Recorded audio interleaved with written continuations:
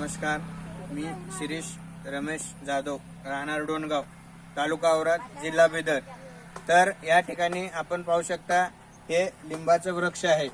तर या झाडांचं कसं झालंय म्हणलं तर वाढ कमी होत होती आणि ह्याचा फुटवा होत नव्हता। आणि काही ठिकाणी तुम्ही बघू शकता पूर्णपणे काही जणांची अशी पण शंका आहे की झाड हे वाळत चाललेलं आहे।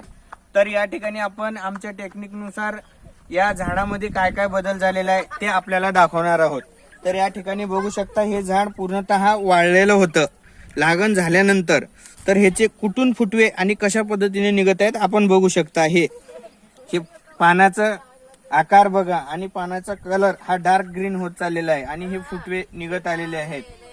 हे बघू शकता या फांद्यामध्ये काय फरक झालेला आहे। हे बघा इथून फुटवे किती निघालेले बघा, 1 2 3 4।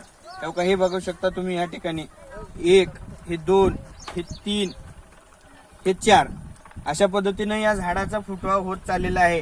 तरी आमचं या मिशन मध्ये काम करण्याचं कारण काय म्हणलं तर आम्ही शेतकऱ्याचं उत्पन्न वाढवून द्यावं, त्यांचा जे खर्च होत चाललेला आहे ते खर्च कमी करण्याचा प्रयत्न करत चाललेलो आहे। तर तुम्हालाही जर अशा पद्धतीने काही असं असेल तर तुम्हाला इतर पिकामध्ये सुद्धा तुम्हाला यामध्ये उत्पन्न वाढून दिलं जाईल आणि तुमची अडचण ही सोडून दिली जाईल।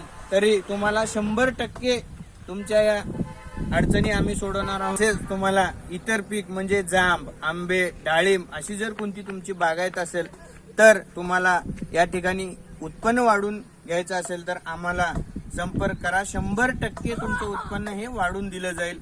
धन्यवाद।